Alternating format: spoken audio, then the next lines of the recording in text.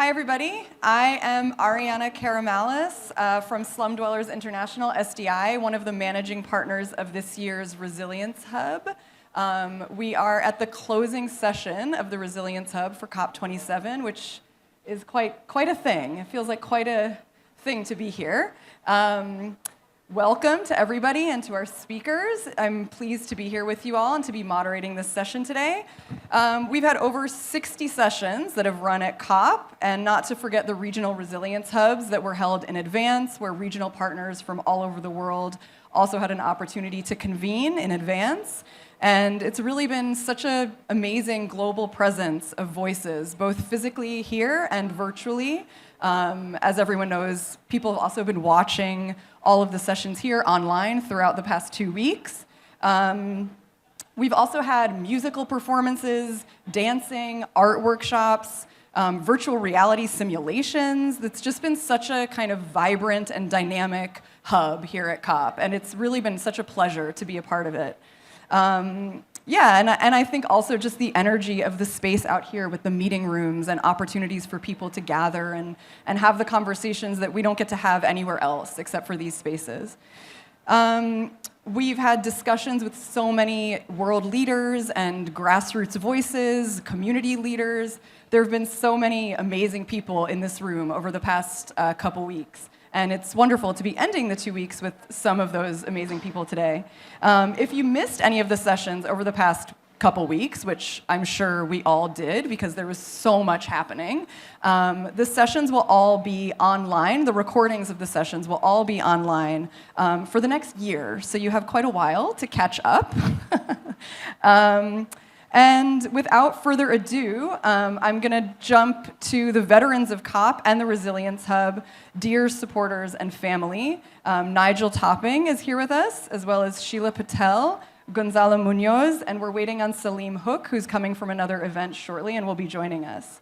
So I'm going to start with asking you all, I'm going to ask you all a few questions throughout the session and look forward to your answers. Let me start with Nigel. I have a question for you. What developments in the adaptation and resilience agenda have you seen over the past 2 weeks that give you hope?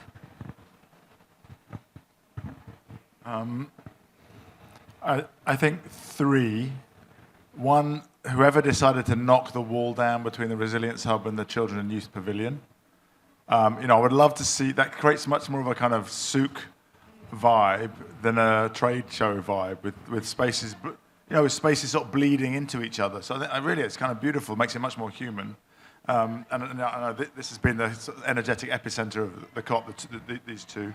I think, the roof over our heads launch, thanks to Sheila, but with Mary Robinson's and many other people's help, was a real highlight for me. And I think a really big deal is the Egyptian presidency partnering with the Race Resilience and the high-level champions to launch the Sharm el-Sheikh adaptation agenda, and which I think elevates action on adaptation and resilience to a new level. And it's going to be our job now as a community to work with the Egyptians to really operationalize that in a way that the UK government and the high-level champions have worked to operationalize the breakthrough agenda on mitigation. So yeah, I'd say those would be the three things.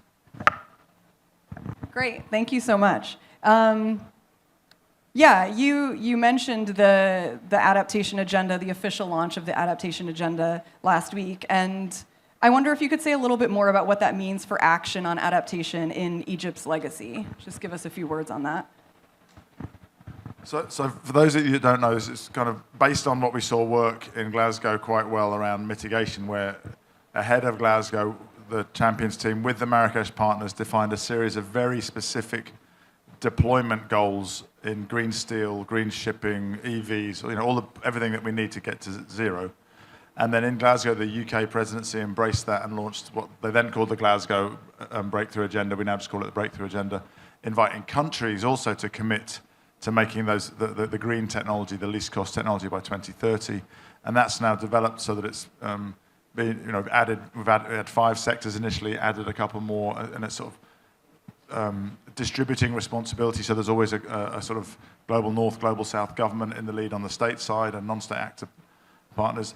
And so then we thought, if it works, like if Race to Zero works, we have a Race to Resilience, right? If breakthroughs work for mitigation, let's do the same thing for adaptation. And the partners in the team work really hard to launch the adaptation and resilience breakthroughs in New York Climate Week. Same idea. How many millions of hectares of mangroves do we need to restore? How many millions of clean cooking stove solutions need to be deployed? I think across 30 solutions. And then the Egyptian presidency said, this is great. We want to mainstream adaptation and resilience. So let's package this together as a state, non-state collaboration and call it the Sharm el-Sheikh Adaptation Agenda. I think that sets the potential for every COP from now on to be looking at what progress are we making, what's the business model for attracting finance against these 30 solutions. I'm sure that we haven't quite got everything right. I'm sure that we, in the rush with the presidency to kind of package it as a joint thing, that we probably haven't had as much time with partners to make sure it's as collaborative as we'd like it to be. So I think there'll be a bit of kind of collaborative tidying up to do, and then a move to how do we make sure that we've got the right partners driving and the right links with governmental processes. So I think it's really significant and full of potential, but it's the next 6 months, I think, to really operationalize it so that we can really then drive on towards COP28. Thanks so much. Thanks so much. Yeah, lots of exciting stuff started here that will move us forward. Sheila, hi. You have launched, as Nigel said, the Roof Over Our Heads initiative this past 2 weeks with partners. Congratulations on that. I know you've been working hard on it for a while now. What progress have you heard in your time? You've been here for the whole 2 weeks, in your time here at COP, on urban resilience, and particularly for those most vulnerable and those living in informal settlements? So first of all, I've made many friends and many new partners that I never expected who are going to join us in Roof Over Our Heads. But I'm deeply disappointed at the invisibility of informality in general. Cities keep being called as consumers, carbon emitters. You know, it's all as if everything stops at the city. But nobody is looking at cities as locations where so much change is going to happen, so much more informality is going to come, and so much devastation is going to happen in the cities if we don't take care of it. So I don't find any attention, any detailing, any nuanced discussion that goes beyond the city level. So I'm very disappointed in that. I'm also very concerned about the fact that we're always looking at the big numbers, you know, so many billions for this, so many millions for this. But people themselves make choices and contribute to a lot of things and shifts that happen. And the adaptation and the resilience space is where that needs to be celebrated much more. We don't know how to aggregate it. I asked somebody, can you aggregate how much investments poor people make in their own homes? I'm sure it's a solid number. If all of them turn to resilient homes, what would that mean in terms of even percentage of GDP? It'll be substantial. But we don't have economists who look at that. So when you don't look at it, it remains invisible. So I'm hoping that campaigns like Roof Over Our Heads, things that bring in, you know, the kind of things that the indigenous communities talked about or the fisher folk talked about, that we understand the power of movements as those who have remained invisible much, much more than we did before. Thank you. Welcome, Salim. Glad you could be here with us. It's okay. Thank you for being here. My question for you is about loss and damage, probably not a surprise.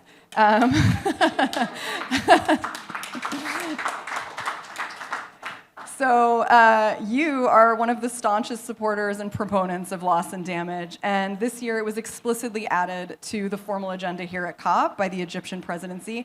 What has that meant for you and for loss and damages, and was there any progress on that? Can you say a few words on that for us? Sure, thank you very much. So The new agenda item that we managed to get into COP27 is actually not a new one in the sense that we've been asking for it for a very long time. We only succeeded in getting it at COP27. And the reason I feel that that was able to be achieved was that COP27, maybe the 27th Conference of Parties of the UN Framework Convention, was actually the first COP of a new era of impacts of climate change now visible around the world, undeniable. They're happening, they're everywhere. And so to not recognize that would have been impossible. Nobody could do that. And they weren't able to block it. They had to allow it. Now, what we are hoping, and when I say we, I mean the vulnerable developing countries, is to have an agreement here, a political agreement, to set up a new fund. We're calling it a finance facility for loss and damage. We're getting a lot of pushback. There are now options on the table.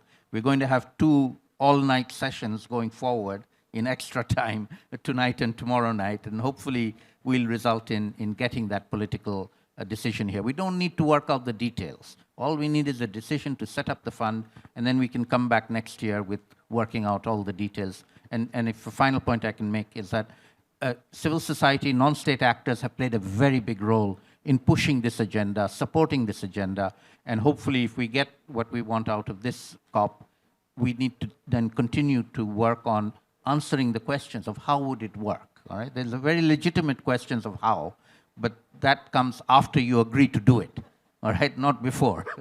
Thank you. Thanks so much. Yeah, good luck for those all-night sessions. Yeah. Gonzalo, you spent this last year no longer with your high-level champion hat on, but still forever in many hearts. What developments have you seen wearing your private sector hat as co-founder and president of Triciclos and a staunch advocate of circular economy? Well, thank you. Thank you for inviting me. I feel absolutely privileged to be with these amazing mentors and in this critical moment of the first COP of the new era. Once a high-level champion, always a high-level champion. I'm not retired. Thanks so much. I do not expect to retire. It's like, yes, definitely it was a privilege to work in that role and 2 years with my brother Nigel, but you are not the mandate. And in my case, and answering your question, probably the most important evolution that I've seen is in myself. In the first months of 2019, when I was invited to be the high-level champion for COP25, if I'm honest, adaptation and resilience wasn't part of my understanding of the solutions. Wasn't even under the understanding of the critical situation that so many people were living in the world, even though I was working with rag pickers for 15 years. So the level of disconnection that we have in the outside world is probably the same one that I had in myself. So probably the most important evolution was in myself in terms of understanding that in those days, and probably this is what happened with many business leaders, they understand that resilience and adaptation is a defeat narrative, and it's not. It's the winning narrative. If we don't win this narrative, if we don't start by solving the most critical, crucial, daily situations that the most vulnerable people of the world are facing, I mean, we will lose. So the only way to win is starting by adapting and solving those most complex, difficult situations that we have been confronting, like loss and damage, right? The other thing that happened to me, and I loved while I was standing here to see Rama with the Stubborn Climate Optimism t-shirt, that's probably one that most of the people will interpret as the mitigation phrase. So when I was reading your t-shirt from here, I was saying, oh, the Resilience Hub, the Resilience Agenda, the Resilience Community is about stubborn climate realism.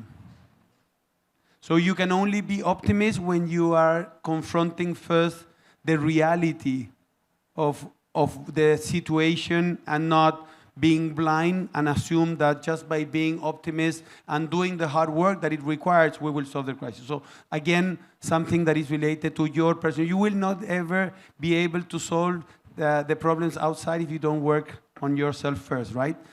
And finally, I would say that this community at the end is representing, for me, the most important value that we require not only to solve loss and damage, to solve the climate crisis, but to solve many, if not all, the crises that we're confronting, being 8 billion people now in this planet. And that value is the value of generosity.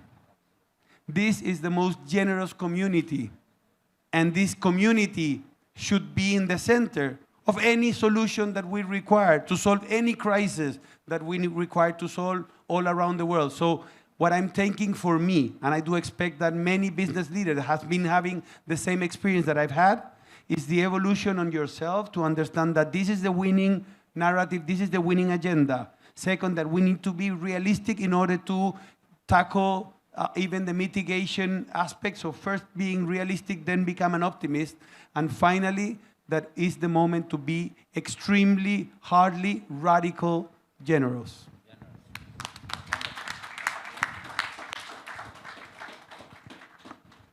Such a powerful message. Thank you. And thank you all for those comments. I think, it really strikes me, what you said, Salim, and Gonzalo, your comments as well, the coming together of this being a COP where, as you said, out there in the outside world, there's no denying the impacts that climate change is having. And I think the deep introspection that does kind of cause us all to have both individually and collectively, and seeing some of that play out in some of the discussions that have been happening here.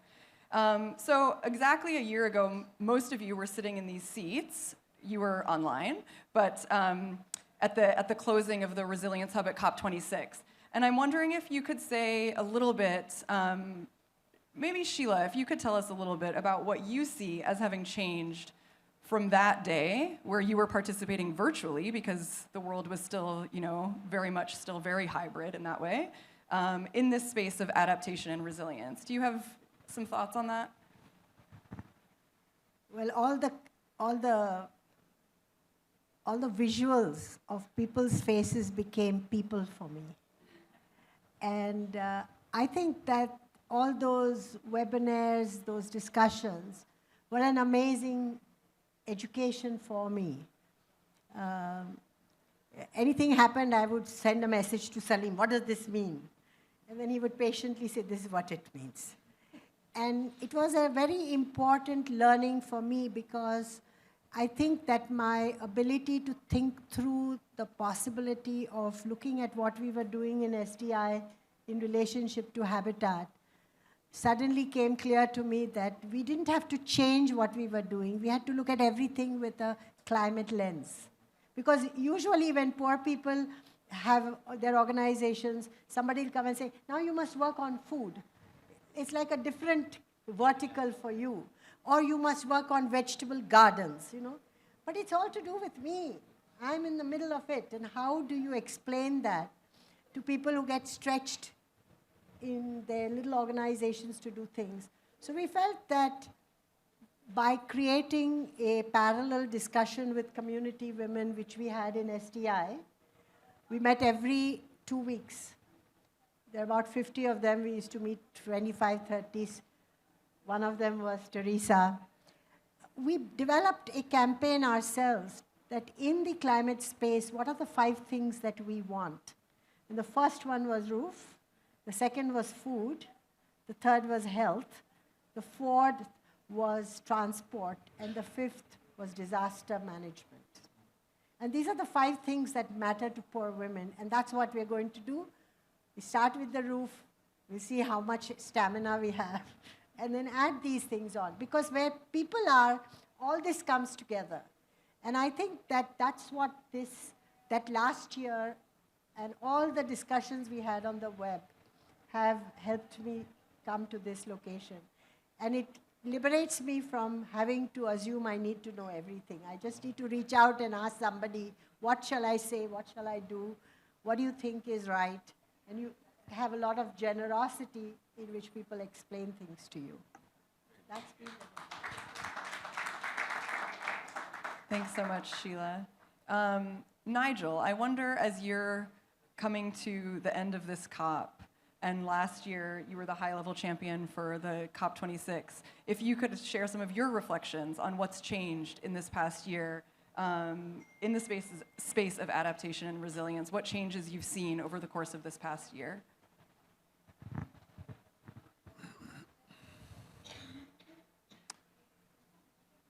Yeah, I mean, I think we're kind of figuring out how to, not sure this is the right word, but professionalize the space, right? So that we're not just admiring the problem, because that's sometimes a trap. It's just talking about how bad things, about being better at describing how bad things are than anybody else, right?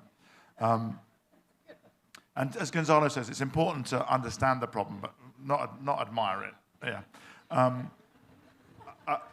I think, and it's linked to Gonzalo's point about generosity, I think that I do think people are drawn to this community because it does feel like family, and because the quality of empathy is much more on display here, right? This is a fundamental human quality that when we tap into it, makes new forms of collaboration possible. But I'm also reflecting that, I'm also very excited about Roof Over Our Heads, but I have no idea how we create the kind of governance models that bring the powerful voice of women in informal settlements, which has been the trigger, together with the cement company that architects the city leaders. So I'm under no illusion that the work's done, right? And I think that it's going to be at the human level of figuring out relationships and governance models that reflect different sets of values. I don't think we can impose one set of. So we're going to have to start with pretty basic values like generosity, empathy, respect, but then also respect that city leaders have different constraints from informal settlement leaders, from CEOs. So I think it's quite an exciting place for innovation, and as long as we keep that generosity and the empathy anchored in reality, fiercely committed to bring about change, then I think we continue to see this hub be the energetic hub of future COPs. Yeah.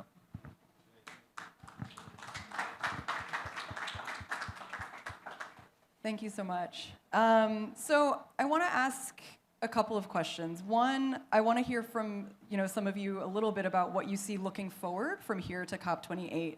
But before we get to that, I'm curious, Salim, I'm going to ask you. We've talked a lot about the things that have made us hopeful, but Sheila, you also mentioned some of the things that were maybe a little bit disappointing, that are still missing. And Salim, I wonder if you could offer us, from your perspective, what you feel is still missing from the discussions here, and can we leave here feeling confident that we can go back, those of us who work quite closely with communities, can we go back to those communities and tell them that, really substantive change has happened, or that it's on the way? If you could say a few words on that, that would be wonderful.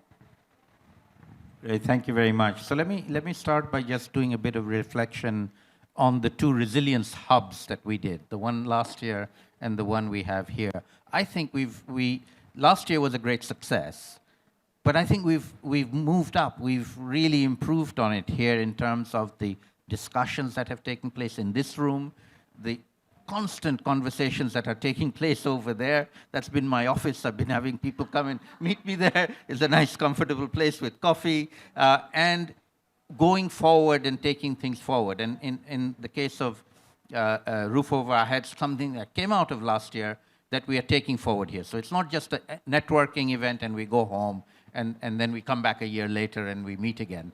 But we actually do something in between.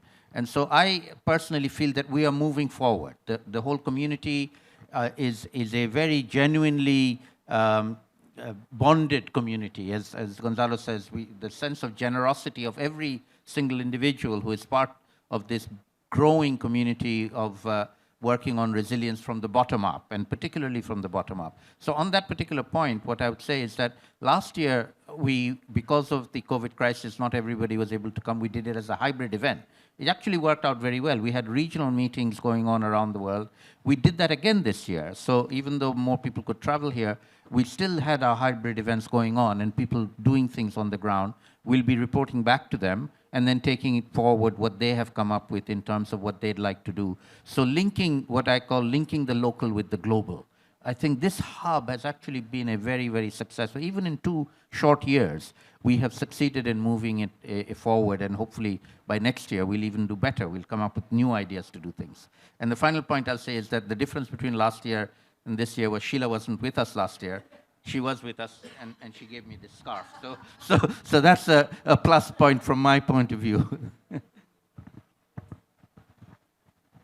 Thanks for passing the mic back and forth.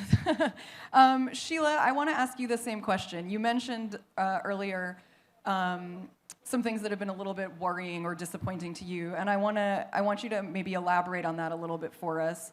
And as you mentioned, you have these meetings, virtually with women leaders from all over Africa and Asia quite regularly. And, a lot of them have watched the launch of the Roof Over Our Heads campaign. And I'm wondering, when you go back home and meet with them again, in person, online, what are you going to say to them about the progress that we've made here and the work that still needs to be done on the ground to really affect change in their lives?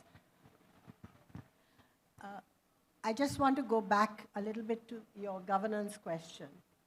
If you looked at us in 1992, that was the first time that activists from Asia went to South Africa when Nelson Mandela was released from imprisonment, and there were discussions of what would happen once the majority rule came. And we were invited by the churches of South Africa to meet the leaders of 80 townships from all over South Africa, and we were 80 activists who were invited.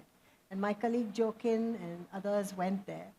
And he was the only one who told them that Nelson Mandela cannot give you a house.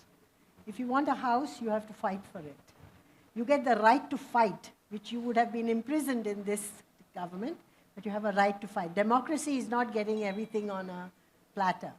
And that has been the philosophy of Slum Dwellers International when we got together. Everybody said, what's your governance structure? What's your governance structure? We didn't have a governance structure for the first 6 years. But what we have now, you met Joseph Muturi. 25 years ago, he was a brat who came along with his mama, who was a member of the Savings Club. And today, he is the chair of Slum Dwellers International. So all of us who are the professionals, we call ourselves seat warmers. We warm the seat. I'm sitting in this seat until somebody takes it from me. And our governance structure is not a pretentious one. You don't put somebody over there just as a figurehead. You build their capacity to do those things and do that. So Maria Teresa and 5 other women, there are 8 of them who are from the different federations, from the council, who are on the board of SDI with 2 professionals. So we are very proud of this emerging and evolving governance structure, because then it's real. It's not just you putting somebody and then you keep whispering in their ears, you have to say this is how you run the meetings. Joe can run a meeting of 500 people today, because he's done it now many times, he's watched others. So the governance of Roof Over Our Heads is going to emerge like that. And the idea is to make the local processes in those 100 labs that we have. We've now decided we're going to do 100 labs in Asia and Africa. We're going to do 100 labs in Latin America.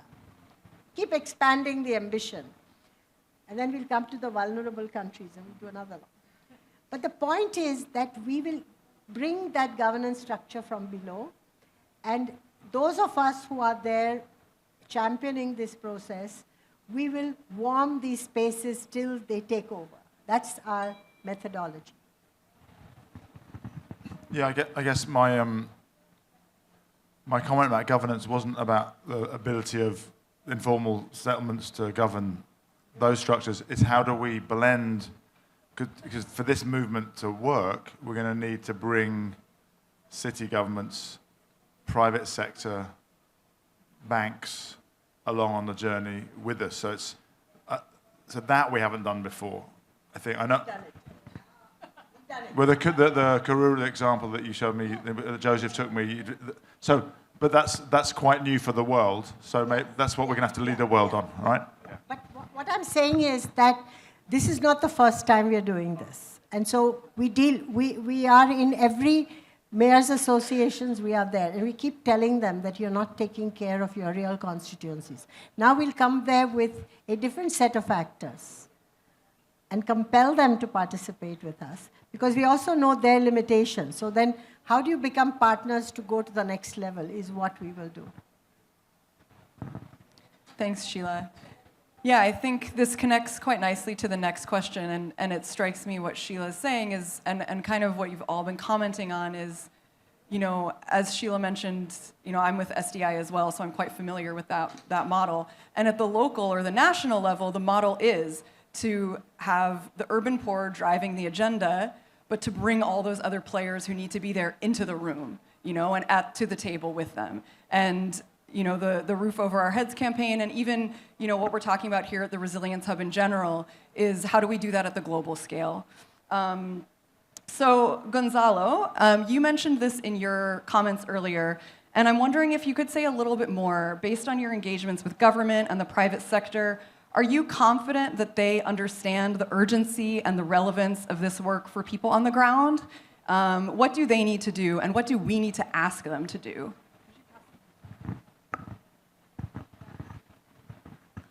Well, thank you. It's hard to generalize, right? So, of course, you have in every sector people that have been engaged and understanding and have the empathy towards this challenge for a long time. There are some others like myself that have been progressing and having the capacity of connecting much more. And, of course, we have too many leaders that still don't understand that, that even their own kind of bubble reality is in stake if they don't solve the problems of the world. Probably many of us have read the Ministry of the Future book that is like slamming the reality on our faces, right? And that's part of what we're confronting.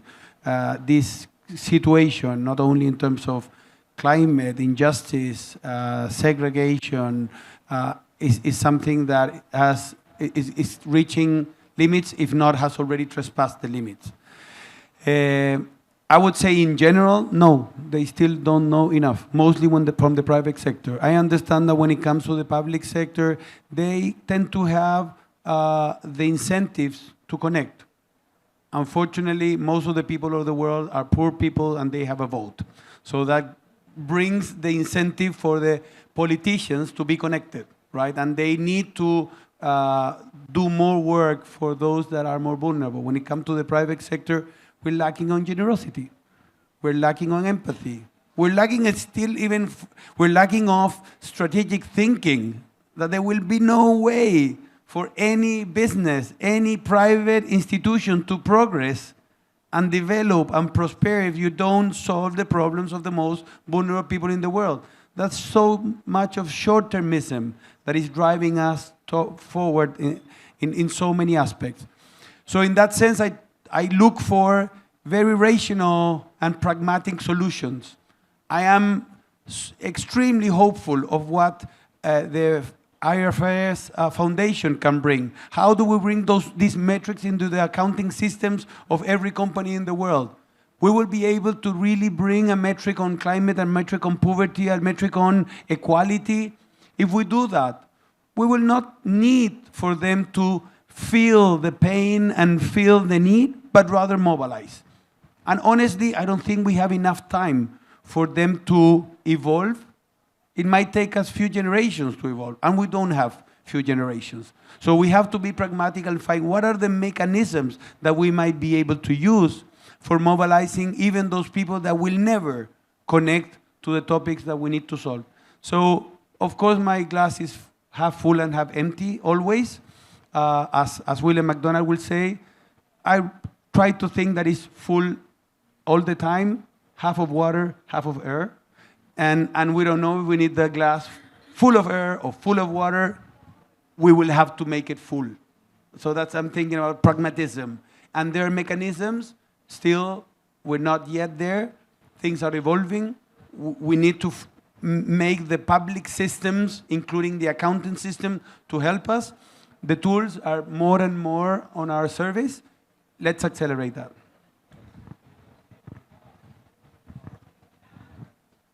Thank you so much. Thanks for those comments. Yeah, and I wonder, Nigel, if you could say a few words about that. What do you think we need to ask? I mean, ask is maybe too polite a word, but let's use it for now. Ask of the public and private sectors to bring them to the table, as you mentioned earlier, is necessary. Yeah, I don't know, but I'm reflecting on a couple of things. One, I just saw some analysis from Aon on climate losses last year, or this year so far, like 227 billion. And I just was noticing that it's all framed in dollars. So nearly half of the losses are in the USA. And it reminds me that in the UK we had this problem that our friend Emma Howard Boyd fixed, that the allocation of resources for flood defences was based on the property valuation. So what that means is if you have a rich area, then all the funding goes there. But so it just exacerbates inequality.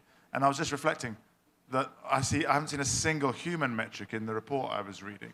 And of course, if a slum gets hit, then the economic losses may be calculated as zero because we haven't added them up in the first place, right? But the human. So I was just thinking one thing we need to fight for, and it's what we tried to put at the heart of the metrics in the race to resilience, is numbers of lives impacted. I mean, because I would guarantee that would flip the metric. So at the moment it says, half of the impact is in the USA, and there'll be a tiny number reflected in Pakistan, but there's probably way more people impacted in Pakistan. So that's one thing, is let's just make sure we fight for human metrics as well as economic metrics. It's not either or, but there's a bias towards the wealthy between and within. The other thing I was just remembering is that a story from the cement company Cemex. It's about a 20-year-old story, but I think I read it in there's a famous book called The Fortune at the Bottom of the Pyramid. It was kind of trendy in Prahalad. It was trendy in business schools for a while, but it seems to have it's died, right? But I'm still thinking, why don't we have a lot of private sector people saying there's billions of people who are potentially customers and getting excited about? That's something we need to revive, some of that excitement about opportunity, which excites. But the thing I really remember the Cemex story is that Mexico went into a recession and they divided their sales in three: public sector, private, and then informal. And the private and the public died in the recession, but the informal just kept going. So the first thing they did, they issued a statement of ignorance, I think they called it. And I just think it would be kind of nice to invite private sector and maybe even some mayors to issue a statement of ignorance about the real dynamic of the political economy of informal settlements. Because it's very hard to learn until you realize that you don't know anything. And when you realize you don't know anything, then you become really open. So I'm just reflecting on how do we invite people into a learning journey which can maybe shock them with the reality, but also maybe excite them with the dynamism and the resilience of the communities that are not asking for handouts, that are asking for solidarity and bringing so much with them. So I don't know how we engender a bunch of statements of ignorance and invite people on a learning journey. Thanks, I love that. A statement of ignorance, that's great. Okay, so as we come closer to the close, I want to give one of you, whoever is interested in first making some comments on looking forward to COP28 and what you would say are the areas with the highest potential to further advance on adaptation and resilience. Who would like, would you, Salim, would you like to comment on that? Yeah. Okay. Because related to the question, I was thinking about your 5 priorities, and I wonder why water is not there. Maybe there's a bias in relation. Sorry? Okay, I know. But I think that might be one that will arise very importantly in the next COP. So one of the other discussions that's taking place here is bringing food systems, agriculture, water, food systems into this process. And that's another somewhat contentious issue between big food companies and grassroots farmers. And there's been some good results on that. And I hope that COP28 will be able to consolidate that in particular and take that forward. And the more general comment I'll make is that the COPs are no longer just governments negotiating anymore. They're all of us doing things here as well. And we need to be cognizant of that, use that, and then move that forward as well. So we are part of the COP. What we are doing here is part of a COP. This is COP27. We'll come back to COP28. We'll do even more. We'll be more ambitious. And we need to be feeling part of that and planning to do something in that, and not just leave it to the government of Abu Dhabi and the negotiators as to what COP28 is going to look like. I want to build on that because I'm really intrigued, because you're negotiating, right? Well, I advise the negotiators. Okay, but so you're very close to the negotiations. But you just said that you've been hanging out here and using this as a space. So just a thought that may be worth exploring with the Emiratis is, how do we invite more negotiators and government representatives into much more community spaces like this? You know, maybe we create a room which is available for delegations to come and do anything they want, but just it's a space for them which invites them more here. So just in the same way that we've broken the door down between the Children and Youth Hub and the Resilience Hub, how do we break the door down between the negotiators and the rest of the COP?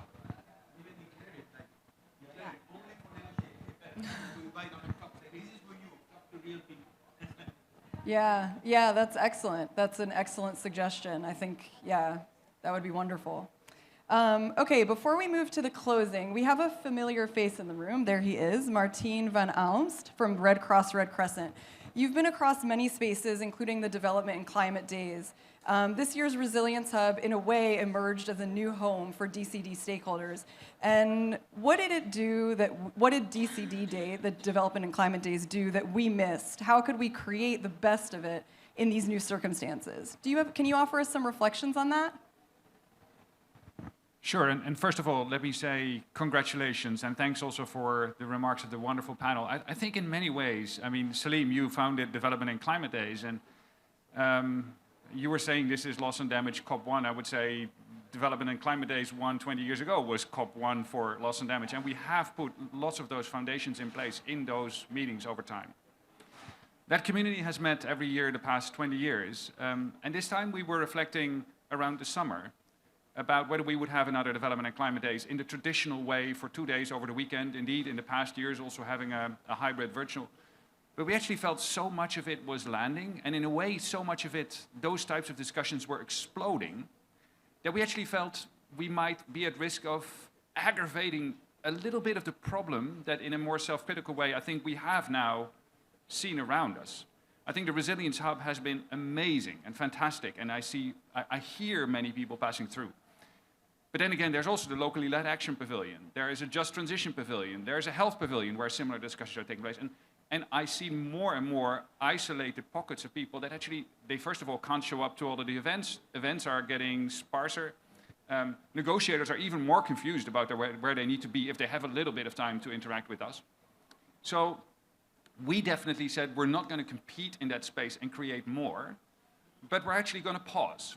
And we're going to celebrate our successes, leave space, particularly for those spaces, including through the amazing work of the champions that have gotten that more formal connection to the formal process, creating space for non-state actors in the wider arena.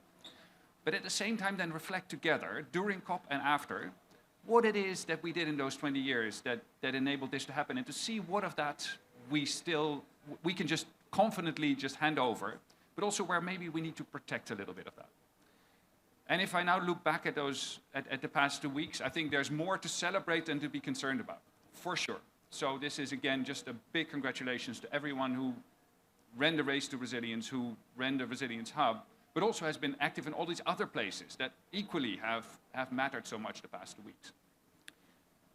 But one thing that I think we should think about is that connecting tissue between all those different places. I really liked your remark about breaking down the wall between these two pavilions, but there are many pavilions, sometimes directly opposite, but sometimes far away, that aren't properly connected. So that's one.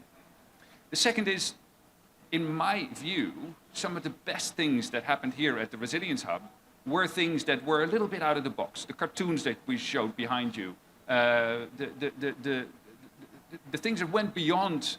I mean, I think this panel actually was a real discussion. But we've seen too many panels in all those great places where there's 5 people after the other sending and then maybe having a little bit of a discussion between the panel. But the reflection of what does it mean that after 20 years all these agendas have landed in the negotiations and now we're moving into a phase where that energy needs to translate into action at scale. How do we have those discussions? How do we create that space? And that's where I think, again, I'm not saying that the model of the development and climate days in the middle of the weekend is still needed. I think we have that continuous discussion now. But I would like to invite all partners to think together after the COP to think about how first of all, we make sure we retain a community in that growing space. We are a family among us, but there are many others that we need to connect to us. But secondly, how we then go in that new COP1 for loss and damage, but also equally the locally led action space with an even bigger impact in how we organize ourselves in this space. And I would hope that the Resilience Hub will be the home for all of that, but also a connecting tissue for many of these other things. But we would also offer the spirit, including the out-of-the-box dialogues that we would organize usually at the Development and Climate Days as an ingredient for that. And hope to work together with you and others, but also all of the Development and Climate Days partners after the COP to think about that and do even better next year. But once again, primarily an amazing congratulations to Salim as the founder of all of this, but also to all of us and to the champions. Thank you.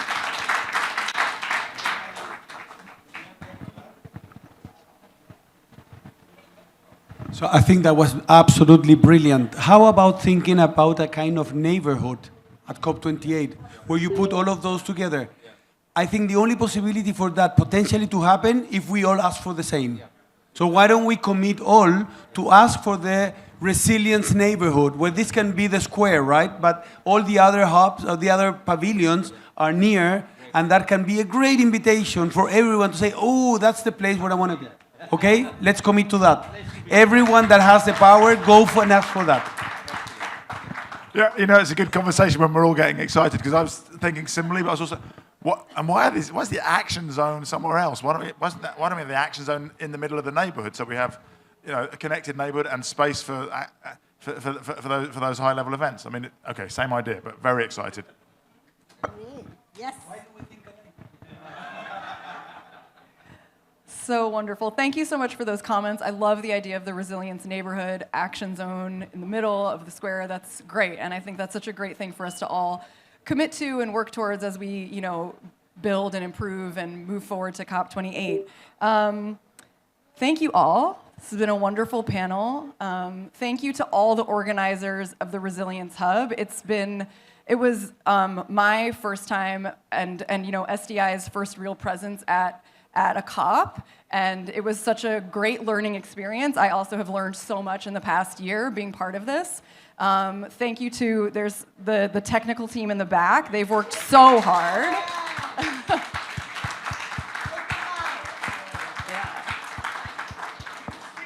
Yeah, they can sleep. I think they've been awake and working on this for about a year. So, yeah, and there's just so many colleagues who've worked so hard on this over the past year, and I'm so grateful to everybody and to be able to be here with you all at this closing session.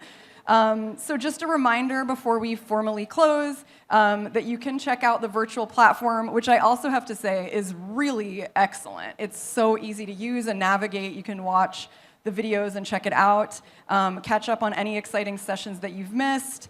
And for those of us here physically, I understand there's a bit of a reception afterwards. Is that correct? Yeah, okay, there's a reception afterwards. Please, let's make use of the space while we can. And thank you all. And thank you, Nigel, for your work as the high-level champion over the past year. And congrats and applause to everybody.